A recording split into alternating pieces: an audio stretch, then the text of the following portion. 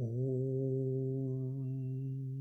Vang me manasi pratishthitam mano me vachi pratishthitam aviravirma edhi vedasyama ani sthaha shrutam me ma prahasihi anenadhitena Horatran samdadhami ritam vadishyami satyam vadishyami tanmamavatu tadvaktaramavatu avatu mam avatu vaktaram avatu vaktaram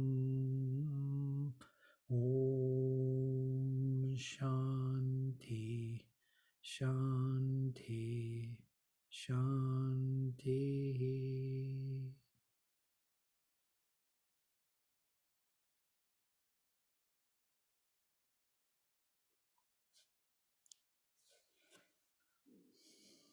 All right, so the number 13, it is the third hymn of Agni to Agni in the Rig Veda Mandala 1. And here we have Medhati Thi Kanva. Kanva is the whole family of Kanva, yes. Rishis, very famous in the Vedic tradition. And the hymn is what is called Apri Suktam. So Apri Suktam is a specific style which we find throughout all mandalas. Yeah? It has mainly 12 Gayatris, 12 verses, and each verse is dedicated to a particular devata. It is considered to be hymn to Agni, actually, but including other devatas. So Apri we can translate as hymn of adoration, if you will, hymn of love. Yeah. So we can even look into the dictionary how they translate. Literally, it is from root pri, to love. Yeah, from here priti, prema, all these words. Yes, priyaha, beloved. And interesting root, because pri means to, which is derived or kindred with the root pri, to fill, from here purna. They are staying in the same family, kindred roots. And so the word to love has many meanings in Sanskrit, one of which is to be fulfilled. Yeah? And this is priti, fulfillment, fullness, completeness. You complete me, they say sometimes. Yeah? So I become full, I become realized, I become fulfilled is even better. To become fulfilled is to fall in love, yes, so to say. Or to rise in love, rather. Vladimir, sorry to interrupt, but I can't see your page. Oh, no? I can't see the page. And what do you see? I'm just seeing the email which you sent me, sent all of us regarding the meeting. Okay, strangely enough. Yeah. Let me project again. Do you see this page now? Yes, now I see it. Thank you. Oh, nobody saw the page. Oh, so strange. No, we could see. We could You see could see. Vladimir. No, we could Yeah. see also. Yeah, okay. Okay. Thank you. Vladimir, could you be a little louder, please? Yes. I put a new microphone. I can be louder. Is it louder enough? Loud enough now? Yes, thank you. All right. Thank you.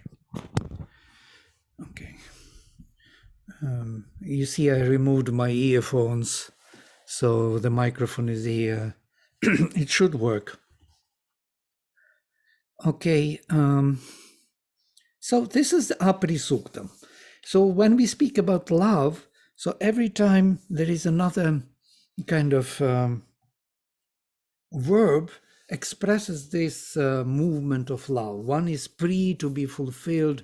Other is, for example, idia is very often used, agnimile, yes, is also to fall in love or to seek with adoration, as Sri Aurobindo says, to move towards with adoration. And many more words like snih, snihyati, sneha from here, yes. It is to become soft, to soften, to lose that sharp perception or relation, yes, to become more embracing, even slippery, yeah, to become watery, to be, yes, soft, to soften. So all these words of love have different significance. And when I was joking about this, if somebody says in Sanskrit that I love you, it's very clear what it is. Yes, it's not this I love you, whatever it means. Yeah, it means a very specific, concrete feeling, yeah, emotion of which is expressing the meaning. So here we have this apri, fulfillment, yes, or sukta. And in the sukta we have usually 12 gayatris, and it always has the same format. It's as if it is one form in different families of rishis, in different mandalas, but we will look into these Apri Suktas. There are dozens of Apri Suktas in the Veda, and we will look into them and you will see the same formulation of the content. So it starts with Agni, with Idhma. You see, number one, Idhma or Samidhi Agni, Samidhi. So kindling, totally kindling the fire. Then it goes Tanunapat, is the Tanu is the body. Yeah. Usually Tanunapat is translated as the offspring or the even grandson, yes, the product of Tanu. Of Tanu, interesting word, this is the body, but not only body in terms of physicality, but also in terms of time. So it's like a stretching, like the embodiment time, because our bodies exist not only in space, they exist also in time. We cover a specific portion of time. Yeah? We are born on particular lagna, and then we leave in particular moment of time, and that space which we cover, or that time which we cover, is our body. So body is not only physical, space occupying physicality. It is also time occupying physicality. And so Tanunapat is the offspring of that stretching from Rutan to stretch. Yeah? Yes? Yes, I want to follow the page, but I think I'm confused. We are just in the first, here, in the Medhatiti Kanva Devata Idma Samidhi Agni Tanunapat number 2, and then Narashamsa, and so on, Ila, and Barhis, Divyadvara, these are the rivers, the portals to the heaven, Ushasanakta, the night and dawn, Divyahota, Prachetasa, the divine Hotar, Tisro Devich, or Tisro Devyach, 3 rivers, which are usually Saraswati, Ilan, Brihati, or sorry, in his case, Bharati or Mahi. There are different names for this river. So 3 rivers, and finally Tvashta, Vanaspati, and Svahakriti. This is usually the case of all Apri Suktas. They will all cover these 12 sections. It's a very occultistic knowledge of the past, some kind of spiritual tradition of the past. So let us look into it, how it sounds. Yes, but my and what question it is, there is no relation between this number 13 and the 13 hymn to the Agni in the Secret of the Veda book, isn't it? There is no relation at all. Why not? If it is there, then it must be there. Sri Aurobindo translated most probably only portions related to Agni. I do not know. I don't remember. Can't understand what you're asking us. Yeah, I have the book, The Secret of the Veda, and there in the page 438, there is the 13th hymn Yes. to Agni. Yes, Sri Aurobindo did not translate from 6 to 12, yes? Only first 5. I think this is another relation. I think there is another relation. There is a group of hymns to Agni up to the 28th. From the first up to the 20 in the book, The Secret of the Veda of Sri Aurobindo. Oh, you have to take hymns to the mystic fire, and there you will find it. The Secret of the Veda does not give you all the hymns to the Okay, it's a different relation, I think, no? Okay. Yes, do you have hymns to the mystic fire, by the way, all of you? No? In PDF format. I sent, you can come to our Google Drive and you will find there the book in PDF and you can download it if you want to have it in PDF. Thank you. I will send you the link. All the materials are there, all the recordings are there, so you can kind of revisit if you want to, if you need to. I want to add another question. If we wish to memorize one of the hymns, because we are a limited device, myself, I am a limited device, I'm trying to experience to bring to my heart and repeat it. Which verse do you recommend if we have to choose? You cannot one? choose. Your heart should choose.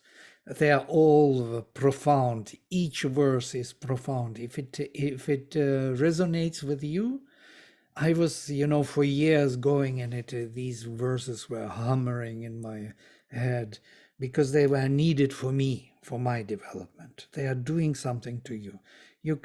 I cannot recommend you. It's your private choice. Yeah. Okay, and there is a recording in Sanskrit pronunciation, in the Vedic pronunciation. There is a full recording, full Yes.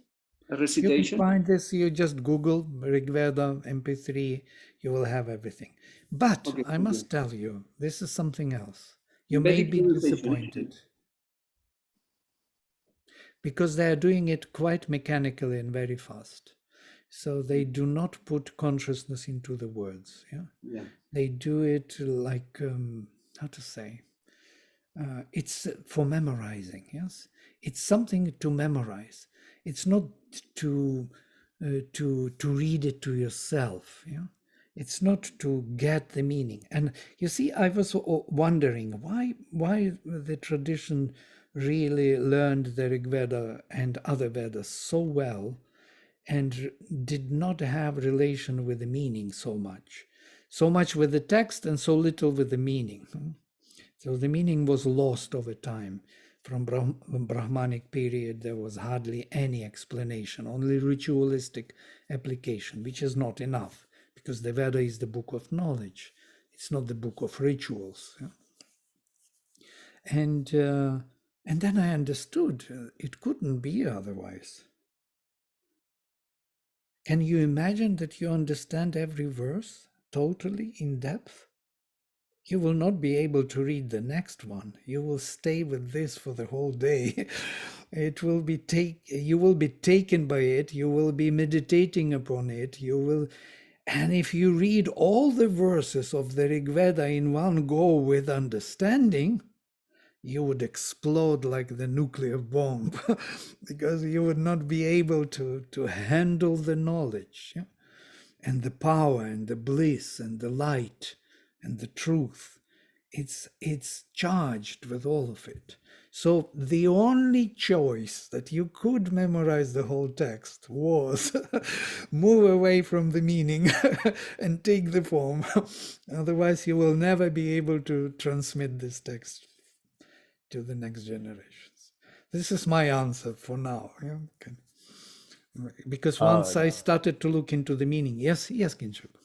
Yeah, just to give an idea to Siegfried, I am an Indian and I understand the pronunciation and thing very well. It takes me 2 weeks to memorize 2 lines of it. And I have been doing it for now 3 years. I have got through 3 verses. That's it. Just to give you an idea how long it takes. But all the recordings are there, and it's available, so it's Yeah. not a problem. It will help you to memorize, yes. You can hear the proper pronunciation, but again, it is the pronunciation for memorizing again. Yeah. And well, then you can reshape it in your own way. Once you memorize, you can read consciously to yourself. And what are we doing here, Vladimir, all of us? I don't know. What are we doing? Tell me, Rashi. Please, Vladimir, tell. I want to understand the power of explosion without memorizing. No, I'm not saying without memorizing. No, I'm no, I saying mean to say, I feel even when we do just one line in one session, even then things are exploding within, is what I'm saying. absolutely. So how can No, you it was on a memorize the whole lighter text? note, Vladimir. Say? I said it was on a lighter note. You're right. Yes. Yes, okay, great. Let's look into this profound hymn, Apri Suktam, by Kanva Rishi. Susamidhona avaha devan agneha vishmate hota pavaka yakshicha. O fire, perfectly kindled, bear the gods to him who has the offerings, O thou who purifiest. Thou, summoner, sacrifice to the gods. My interpretation, you are perfectly kindled, Susamidho. Bring the gods to us, Nach Avahadivan,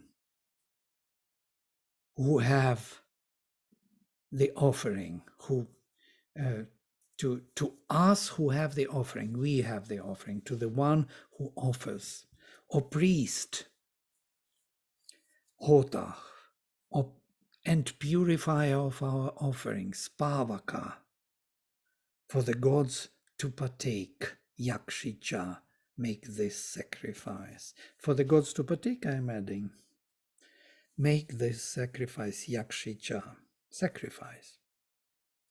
This is, it looks like very simple thing, but again, this Havish, or Huta, or Hava, or Havana, this is a very famous word which is produced from the root hu, have, if kindred root, and has two meanings of offering, making oblation into the fire, and also calling. So every time we make oblation into the fire, we are calling to the gods because we have something to offer. We have something for them to do. They have to come and take our offering and transform that part of our being into the divine prototype. So we are invoking them to change ourselves, inviting them for our own transformation. And everything we offer to them, they transform into their divine properties. So they remove the things which have to be burnt, purify them, and Agni is one of the greatest purifiers. Yes, he is Pavaka, the one who makes everything pure, divine. and he is invoking or bringing the divine forces into action. There is the whole hymn, I think it is from the second mandala, to Agni, where he is identified with all the gods, one by one, starting from the highest Adityas, going through Rudra, everyone is there, Indra, Vishnu, every godhead, Ashwins, Agni, because they are acting through him and by him in our own sacrificial, transformational enterprise. We are constantly invoking them for this enterprise. And this is we know as evolution of consciousness, as constant betterment of our being is taking place through this process of invoking higher powers and letting them work upon our nature. So here I wrote few things. It is a part of the system where the major characteristic of this creation is our free will here, joy and freedom. It's according to the mother, are essential features of this creation according to the mother. Nothing can be truly changed here unless it is freely offered to the divine powers for transformation. Therefore, the path is so difficult, for the destruction and death are indispensable if we cannot freely offer all to the divine powers for transformation.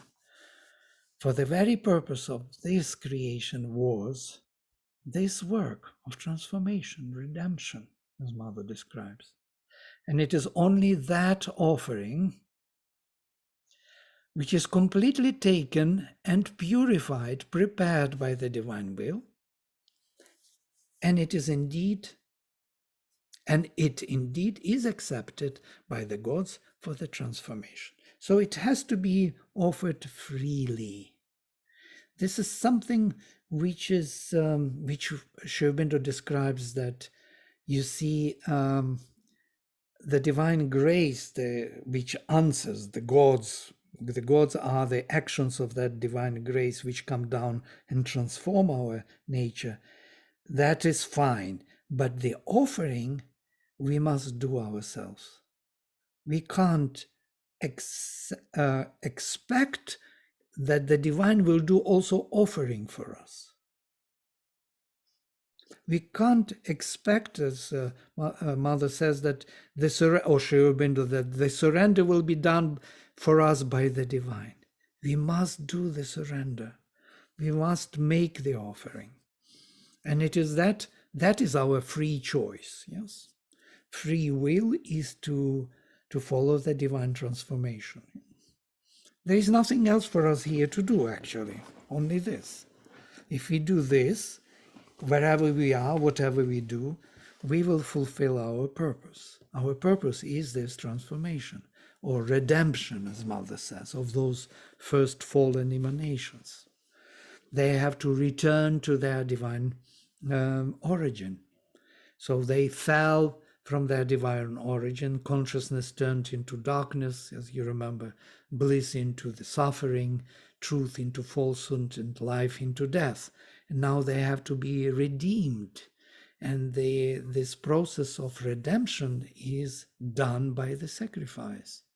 So by us, we came down as the souls of the divine, who signed, as Kirit Joshi beautifully says to us in the meeting with Aurovillians, who signed with the divine the contract.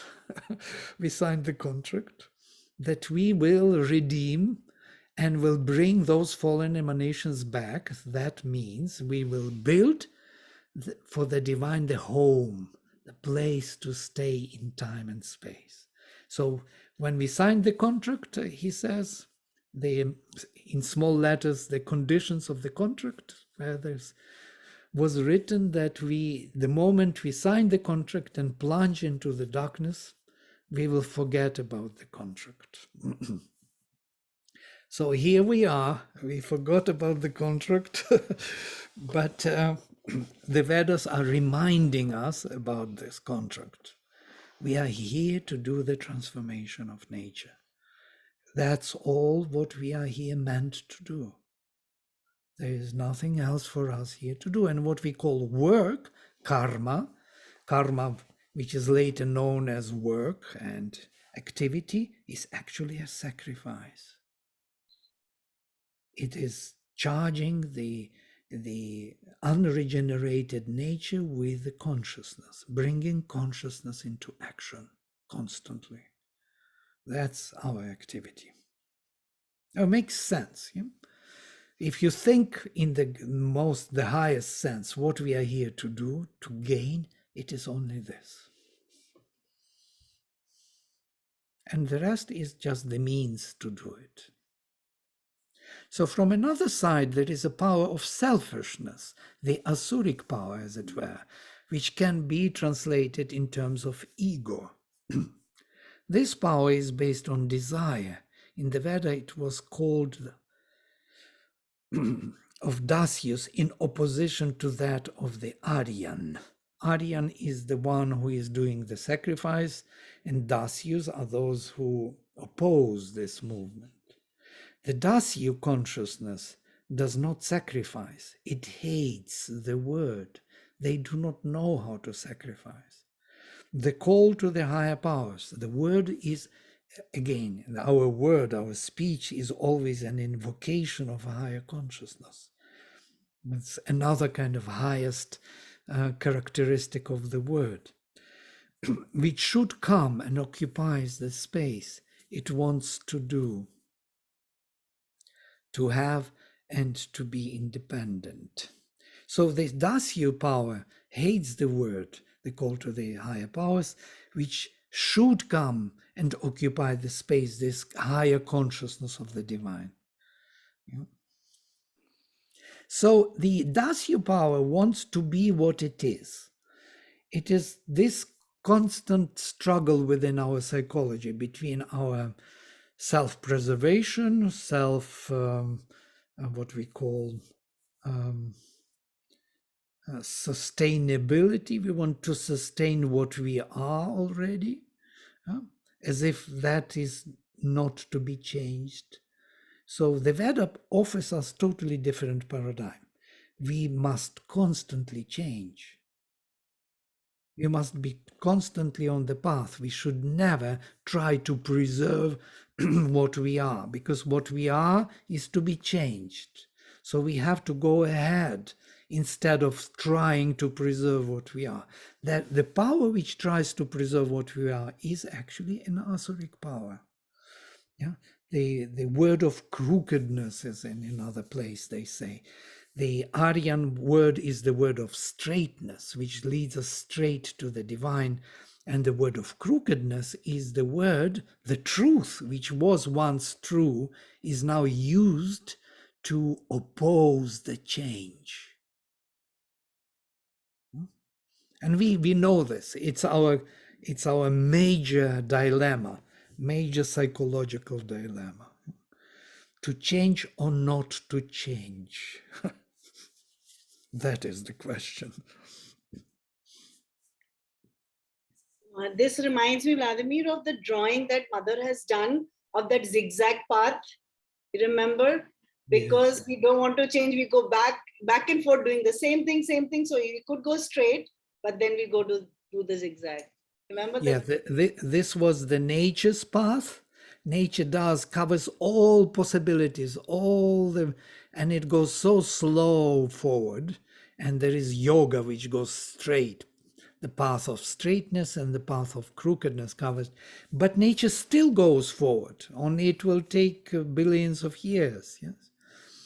So now, since the man is born, the Veda is brought to us, that the purpose is revealed, then we can understand what we are here to do, and we can establish that path of straightness. Yeah? Because we understand why we are here. This is the only answer why we are here. There is no other answer. We are here to redeem the fallen self, which we took onto ourselves as our robe, as our body. Our body is unconscious. It has to become conscious, immortal. The immortality is to be brought to our living, to our life. That's what we are here to do. So the fire was kindled totally, perfectly. Sam idach. Interesting, yes? Idach, kindle sam, totally, perfectly. Perfectly, totally kindled our fire. Bring to us the gods, the divine powers for transformation, or Agni, to the one who offers, who has something to do here with these powers, who wants the change. Havishman is the one who wants the change, who has something to offer. Hota, or the invoker of the powers. Pavaka, or purifier of our offering, because when we offer it is not totally pure. So he will purify it, he will prepare it, he will make it suitable for the divine manifestation. Yakshicha, and transform. This is profound, yeah? Transform now, purify and transform. And then, Madhumantam tanunapad, yajñam deveshu nachkave, adhyakarenuhi vitaye. O son of the body, this is tanunapat. Tanu is the body. Sri Aurobindo translates it like this. O son of the body. He leaves there some meaning. We will look into it. Why son of the body? Now make the sacrifice honeyed for the gods. Madhumantam yajñam deveshu nach kave adyakrenuhi make. Make madhumantam yajñam. Make the honeyed, full of honey sacrifice, full of bliss. Or full of honey among the gods, deveshu. For their enjoyment, vitaye, osia, kave.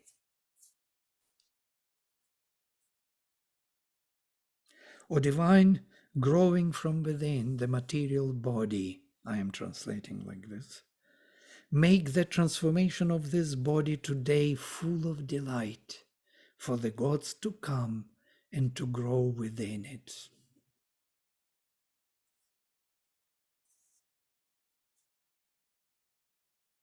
Sri Aurobindo says, it's a note in the secret of the Veda, the honey of swiftness is the madhu, the soma, the wine of the ananda, of which the gods have the ecstasy.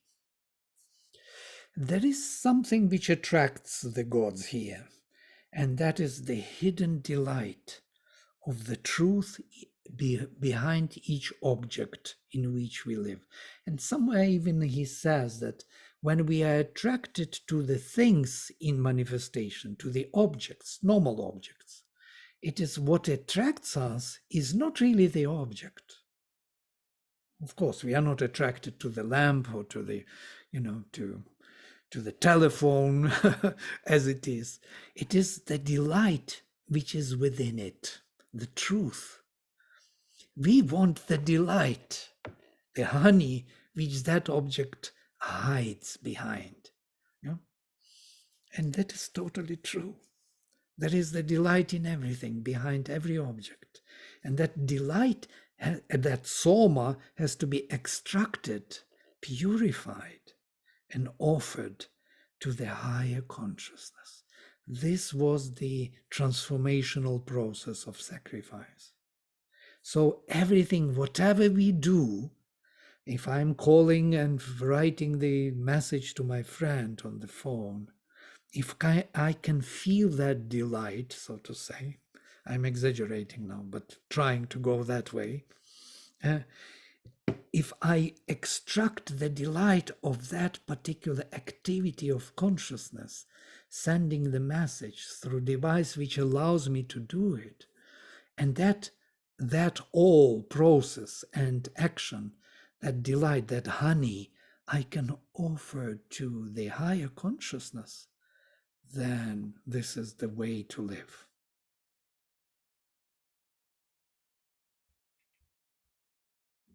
I have to offer to the divine everything, not only food. In India, they remember to offer the food every time before eating. Yes, they do the mantras that accept our food and bring your consciousness or your power into us. A mother has beautiful mantras for the food. And this is only one part, food. Food is the most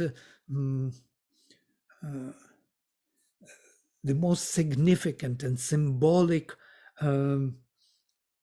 process of enjoyment in the manifestation. But everything else can be an enjoyment in manifestation. Everything, all the activities, yes, and rest and work. And so the karma yoga ideal was to convert our activities into the blessed state of self-discovery and transformation. All the activities can be done as educational, as yoga, as karma yoga. We can offer everything to the divine, whatever we do, think, feel, act. Everything we can extract the soma, the delight, madhumantam yajñam, and for the gods, deveshu. Create for them the delight for these activities, the divine activities in us, as delightful activities, that they come to this delight and transform our perception, our consciousness here.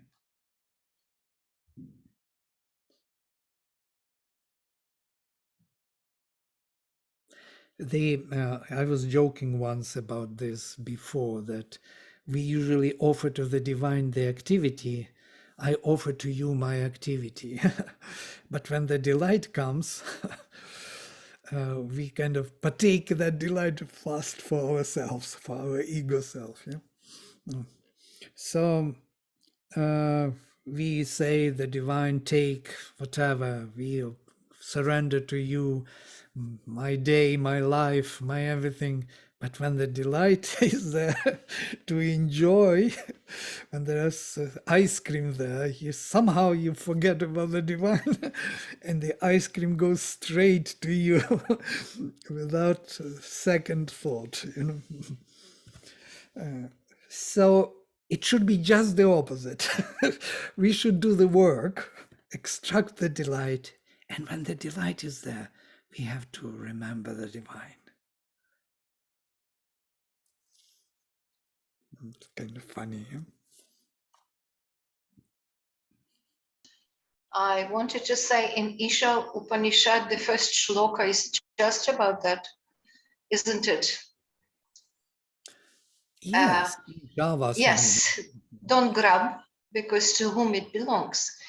And by Isha dwells everything. So we have to discover Isha in ourselves, and then we can bring all that delight to Isha straight.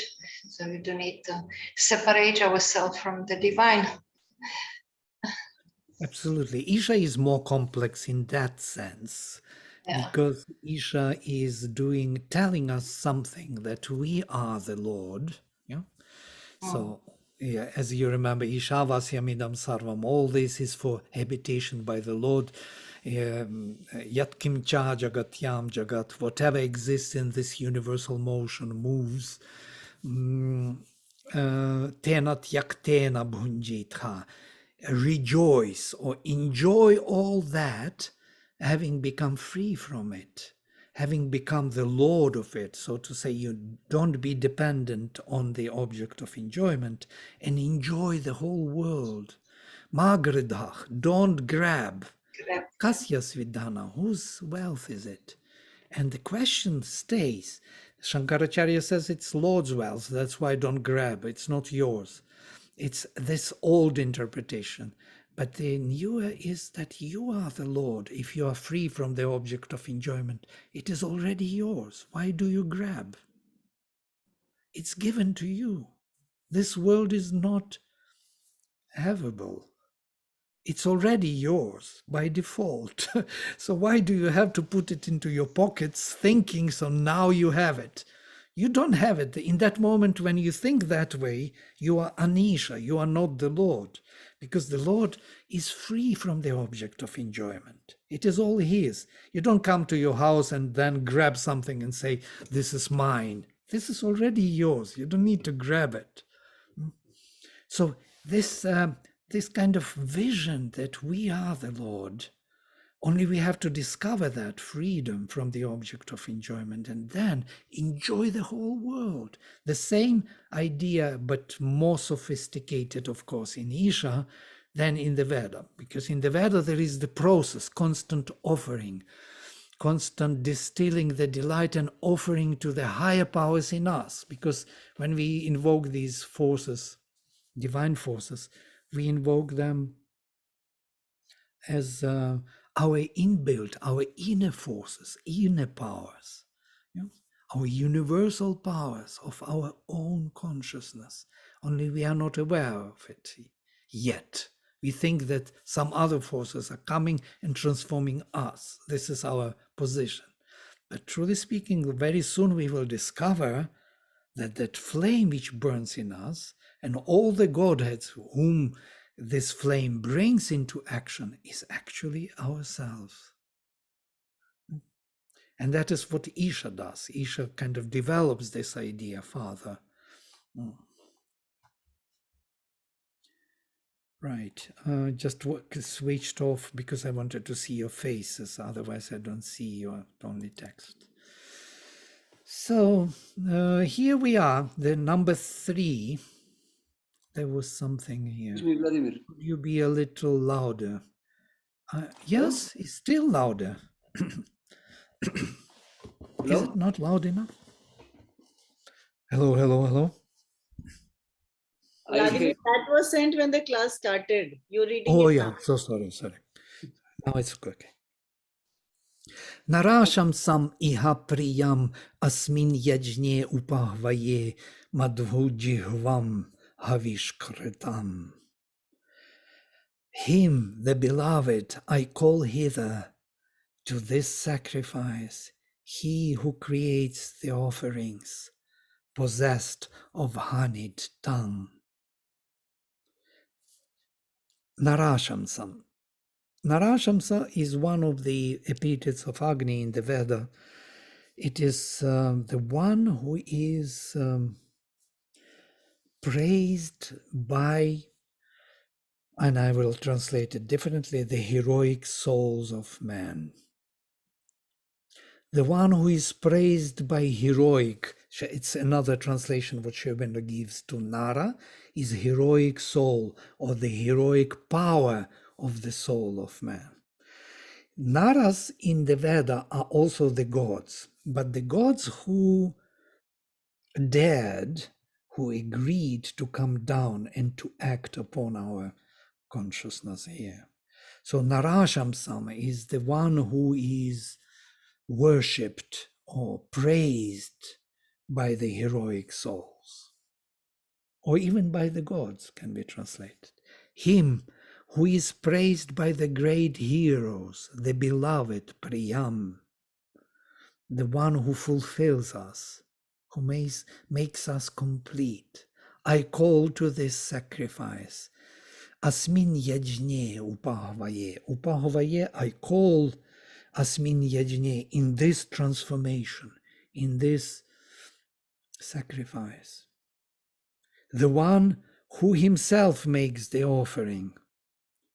Havishkritam, who himself makes the offering, possessed of a blissful call, of a honeyed tongue to the gods, Madhujihvam, who has the honeyed tongue. You see, this is a full picture. Honeyed tongue is, first of all, he calls them with bliss, and he carries the bliss on the tongue for them to partake, to taste. Yeah, so he is both. He is sweetly calling that they cannot refuse his call. None of the gods can refuse his call because he is the divine will. He wills and they obey. They even don't want to obey him, but they must obey him. They want to avoid this coming down into this unregenerated, darkened, narrow being and consciousness. Actually, the gods are not very fond of this being sacrificed here. In other places, it is said that Agni himself sacrifices here the gods. He makes them work. They don't want that work, but they must obey. And his honey tongue is actually something which also attracts them because they want that honey. This manifestation, that hidden honey behind each object, is attracting higher powers. You remember the best explanation I found in one movie on Troy. Maybe you saw with Brad Pitt there also, where he plays Achilles. And when he is with this lady there, whom he stole from Troy, and he tells her, the sister of the king, of the prince, he tells her that, you know, gods envy us. And they envy us because we experience the world. This moment, this beautiful moment of us being here together and you wanting to kill me with the knife, this will never repeat itself in the universe. It is only once given to experience. And this is my secret to you. They envy us. They want to experience this absolute freedom of not repetitive events in time and space. And this is something that honey, that particular honey, can be experienced only once in that moment of time. And that is what attracts them. They all want to experience that uniqueness of the being, yes, which you cannot experience in the typal realm where they are. They are their typal beings. They do not have any change. They do not know change. And in time and space, this change is taking place all the time. And it is full of honey, unique enjoyment, which they are attracted to. There was another movie from The Fallen Angels or something like that. And the angel fell because he fell in love, and so he fell into, became a human being. And he says to him, to another angel, the taste of peanut butter is so unique. Peanut butter was a discovery for him, for the typal being. And you see, we are taking for granted this embodiment here. We think that we have everything, you know, it's boring. It's not boring. It's uniquely full of honey and very attractive for the divine forces. Yes, Kinshuk.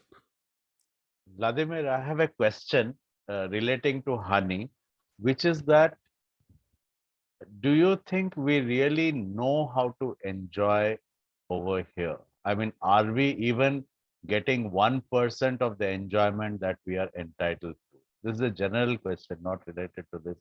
But all this talk of honey sort of tells me, or what I understand from it is, that we do not even understand what kind of enjoyment we are capable of. Just a thought. Sorry. Sorry, it's very nice. It's yes. I think we are discovering the depth of enjoyment more and more. The whole world is built from bliss. By bliss it lives, and to bliss it goes. Yes, you remember. Yeah? Ananda dhyeva khalvimani bhutani jayante anandena jatani jivanti anandam prayanti abhisamvishanti. So this is from Taittiriya. So all comes from the bliss, lives by bliss, and into the bliss goes. This is what we are here to discover. And how can we really live by bliss? It is the only way to do it is to offer it to our higher divine powers within us. And then when they come, and it is said in the Veda, it's quite interesting, when the gods come to taste the bliss of our existence, they bring more delight with them. So we become more capable of enjoying life. Enjoyment is hidden in this process of growth of consciousness. The more we are conscious of our being, the more bliss we can take. The less we are conscious, the more the desire is there. The desire is not an enjoyment. It's a suffering of some kind. It's never fulfilling. It's always insufficient. Did you notice it? Whenever you realize the desire, Sri Aurobindo speaks on that. He says that why when we realize our desires, we are always surprised that it wasn't that what we expected. Yeah, because we expected that honey, and what we got the satisfied desire, which is never satisfied, by the way. In Dhammapada, Buddha says even the rain of golden coins cannot satisfy the desire, because the desire is always looking for new burning of something. It is not really satiable. Yes, you cannot really satisfy it. You cannot stop that thirst of the desire, that hunger, until you are fully realized. So why don't we go straight to full realization more and more, instead of trying to satisfy the desire, and this way to come to the fulfillment? So what we are doing is kind of wasting it, or are we giving it to the dark forces? What are we really doing? We are giving it to the darker forces in us, and we are blocking our fulfillment and our honey, actually, our delight. This is what happens. And even people with all the means for enjoyment and a happy life, they are very unhappy in their castles with their ice creams, and they don't know why we are so unhappy having everything, and doesn't give us fulfillment, because that honey is something else. It's the fulfillment of consciousness. Vladimir, Yeah. I have a question. Just to follow up on what Kimshika was asking, what if these are things that we want to offer? Everything. Then, yeah, I mean, whether it is desire, whatever it is, like, no, when you mentioned about dasa use of the consciousness, the resistance coming in the way, isn't this plane of duality? Like, you look at both sides, the dark and the light. So if we are accepting, okay, this is there in me and I want to kind of offer it, wouldn't that also help? We are offering everything which is dark in us to become lighter, yes, which is gross in us to become subtle. So we are constantly, the whole activity of life, as I understand, is only this: offering everything which is to be offered to become more divine in its nature, or more conscious in its usage. Conscious means divine in my language. So we want to be more aware of things, aware, and that awareness is luminosity, and that luminosity is knowledge. And once we are aware, then somebody asks Sri Aurobindo, will there be anything to do after we realize the supermind? If we achieve the fullness of realization, is evolution ending there at that level, so to say? We become immortal beings. Suppose we are immortals. Everything is perfect with us, in our bodies, in our minds, in our vital feelings, emotions. So we are fulfilled, so to say, totally. Will there be still an evolution? And you know what he answers, yeah? Most probably I already spoke about this. Because it looks like to our mind that it is the end of evolutionary process. The redemption is over. So what's the hell else there to do? And he says, you can always learn something from the infinity. There will be continuation of evolution, but from light to greater light. And I can add from bliss to greater bliss. From truth to greater truth. There is always something in the infinity to learn. So this is the beautiful answer. It actually kind of removes all the doubts. This is the process which was established by the divine, and that is the sacrifice. The sacrifice, we can translate sacrifice as making sacred. Everything has to become the divine. The vulgar has to become sacred. So, Vladimir, can the sacrifice also mean surrender? Yes, it is a surrender. Surrender is what we describe as a process. You have to surrender part of your being or your full being to this, to the divine presence in you. And that divine presence is to grow more and more, and you have to surrender more and more. This is the process of the sacrifice. Yes. Yet instinct within me tells me to self-preserve, but actually what I should be doing is just the opposite, to surrender. Yes, it's our duality of our psychology. One part tells us, wait a minute, it's dangerous, you're out of control, it's something, you are in the unknown zone, you don't know what is next. So we are all afraid of the unknown. And because we want to shrink back and to stay where we already know who we are. Yeah, from there, slowly, not very fast, under control, developing. Yeah, that's what we want. But there comes the time when you start trusting the divine, and you are ready to give yourself, whatever it may be, as Mother says. Whatever you want me to be, let me be. What you want me to know, let me know. This is already an understanding of what we have to arrive at. And then we will be ready to progress faster. Otherwise, of course, nature will go its way, push us forward slowly. Excuse me, Vladimir, I want to clarify something. You told me once will is in a prakriti dimension, is higher prakriti, no? Will, isn't it? Yes, it is a will of Purusha, of course, but still, yes, prakriti does it, yes.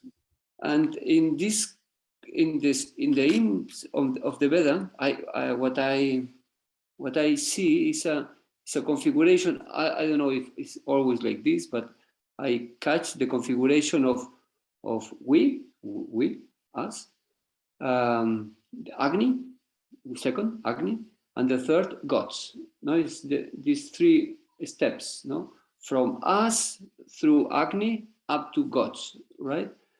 And what I want to know if is all of this in the prakriti dimension.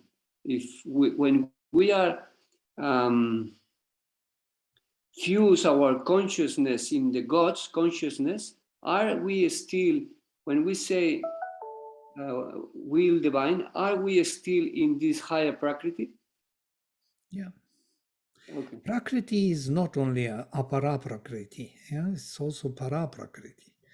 And so with the higher gods. And so Basically, Prakriti, we don't have this word here, notice, in the Veda.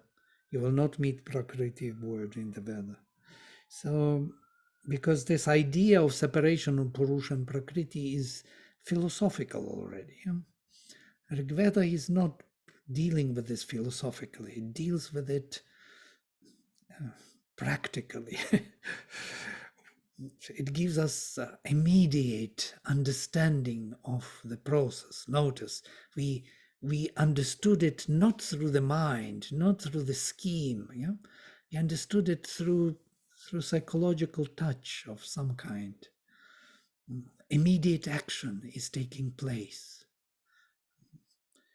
It is always from the first person. Notice all the rishis speak from the first person, not from the third person. They don't explain things.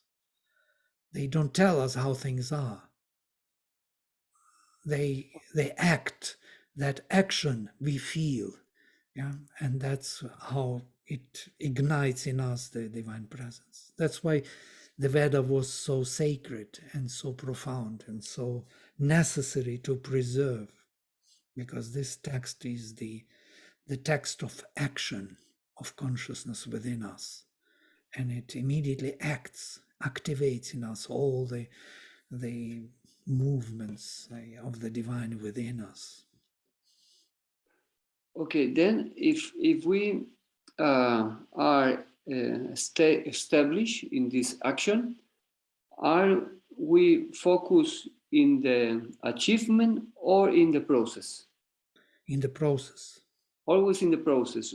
We are not in the achievement. We are not in the, when we are talking about the third part, the third step, we are talking about gods, but we are bringing gods in our consciousness. Then is consciousness, our consciousness is the Godhead consciousness. Yes. But you say we are not. Well, there is no one hymn where it is said that it is ended. Only stay in the process. Well, this is again a mental formulation, what you do. I never read anywhere that they got the divine presence here and now it's done. There is no one hymn where it is said, okay, finished, fulfilled, thank you, goodbye. So this would be the result. Yeah, every time new line, bring here the gods, make this sacrifice burn. So you can figure out that most probably it's in the process. Yeah, because the process is never ending, as we just spoke about. The evolution never ends, even if we reach to the immortality in the physical being, it will still continue to be the process. It's unending process of the divine manifestation. Yeah. Then there is not relation with the psychic being, as why not? Sri Aurobindo says. No, because the psychic being psychic is already flame is yeah, why not? No. In what sense there is no relation in the psychic being? What I understand is psychic being, to experience psychic being is to experience the God in us already. The psychic being is a Yajamana, actually. It is that flame of Agni in us, the beloved one which grows. It is the one who makes all the offerings, the one who, this sacred word Yajamana, who makes the sacrifice possible, who makes the offering. Actually, this is how we are identified. We are Yajamana here in the divine sense. We are here to do the offering. We are the spark of that flame. We call the flame to burn more and more in us. We as a spark want that flame to take over the whole charge of our life. Yeah? So at the beginning, it's like we, fire, and gods. You can put them because these are words for the action of the process.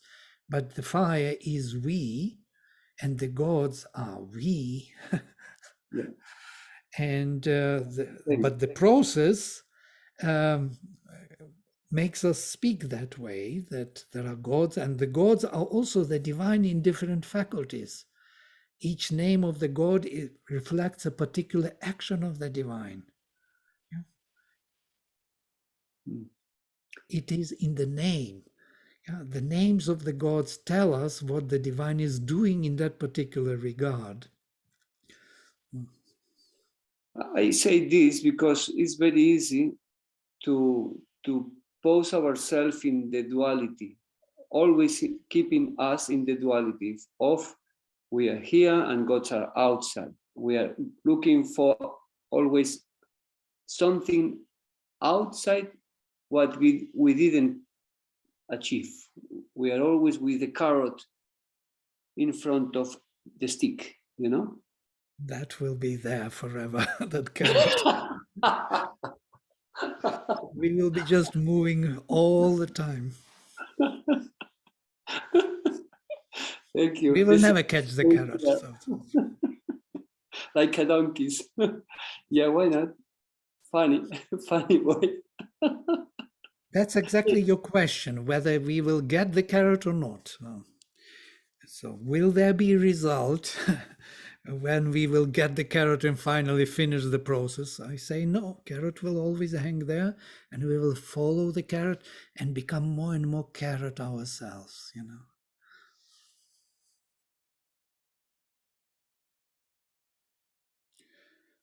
By the way, I have a carrot color today. So this is funny. If you have some other questions or remarks, please.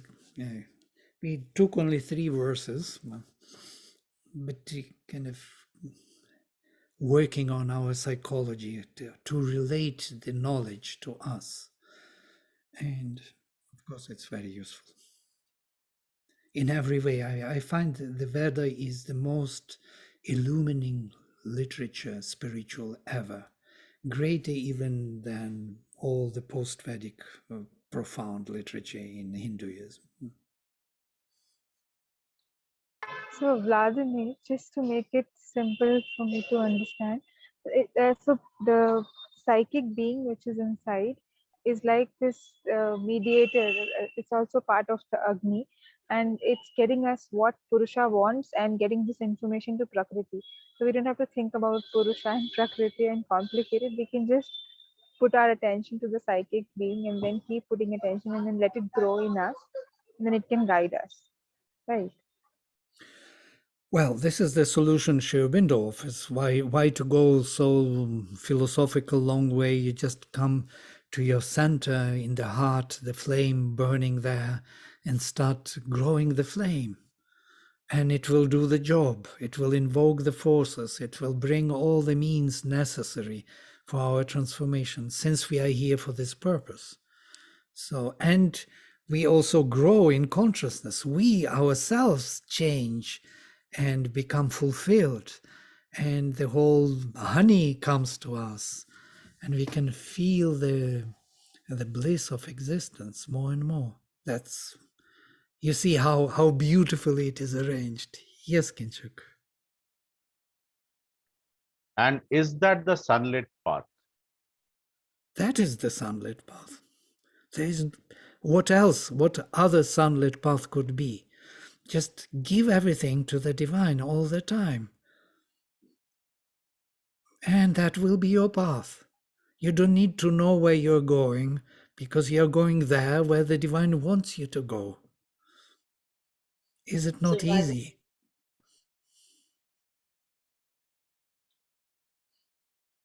So if I had to make a play on today's session, Vladimir, in my theater company, it would have 2 characters, one in the castle eating ice cream and seeking honey and not knowing what, and the other becoming from carrot to more carrot, reaching the infinity, and then moving from light to more light. Yeah, these would be my 2 characters from today's session.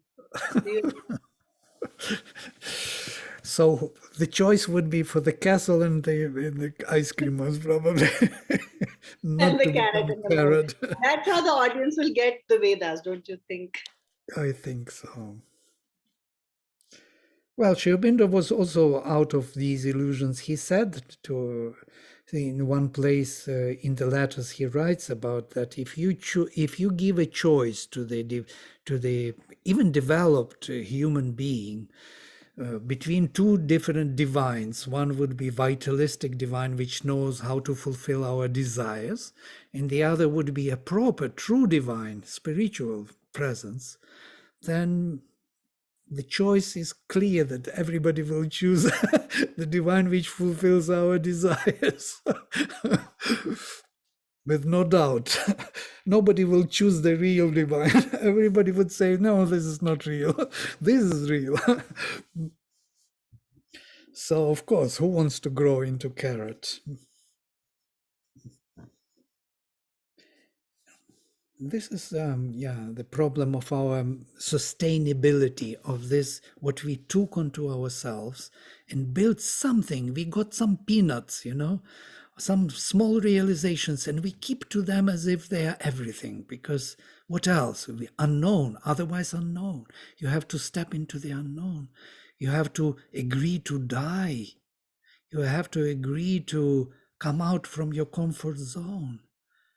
God knows what will happen. It's really a big question, because even in meditation and when you do meditation and you feel that now you can step out of yourself, when you step out of your body, get out of your body or exteriorize, or you go somewhere into the higher states of consciousness, the fear comes immediately to this lower being, telling what is going on. What will happen next? Where will I be? I, this unregenerated self, yes, which wants to survive. It creates impossibility of change. It's constantly there. So the ice cream and castle is not the worst solution, actually, for it. It would agree. It would say, okay, good choice. And it will convince our mind very easily, because our mind is, again, a problematic being. It's a part of that system of Prakriti, of a lower Prakriti.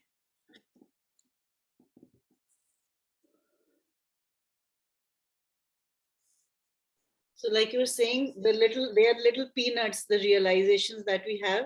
So they're like little reminders, actually, like, because you said we signed the contract and we plunged and we forgot.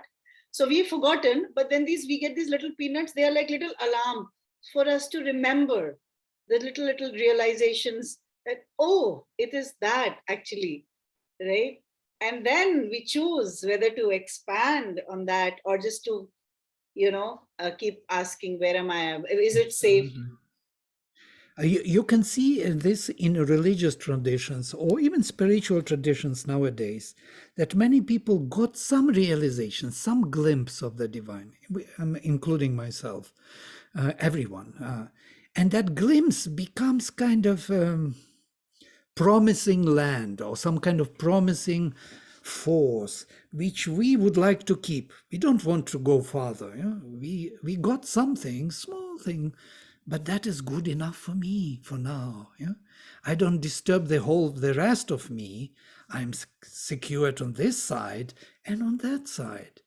I'm in the ashram at the same time. I have everything else under control. I have my ice cream at home, and I go for meditation at the same time. My one foot is here and another foot is there. I'm secured. This is what we do because we know that's our nature. It demands attention. We cannot step out of it. That's why the sacrifice is a beautiful idea. We can offer. We can't make change, but we can offer for a change. We have someone in us who can take that offer and bring the forces necessary for transformation. We cannot do transformation, but we can offer and call and offer and call. Remember and offer, remember and offer. There is nothing else here to do. Just remember and offer. And let it do. And then, as someone here says, blame the mother if she doesn't do. But you make your offering first. If she is not willing to do this transformation, then maybe you are not ready. Maybe you have still to wait. But still, it's a constant process of remembering and offering. That's what Siegfried was asking. Is there realization? No, there is only offering, constant remembering and offering, ongoing, forever. And this is the sunlit path, and it is a great solution for all of us. You don't need to do more. You, whatever you do, Rashi, you're going for your this, you go, remember and offer all the time. Try. It is so beautiful. Then you are free, first of all. Everything comes to you, all right thoughts, right feelings, right relations. You know the right word to say, what word to say, what choice to make. It's all there. You don't need to suffer your own egoistic decision. Yeah.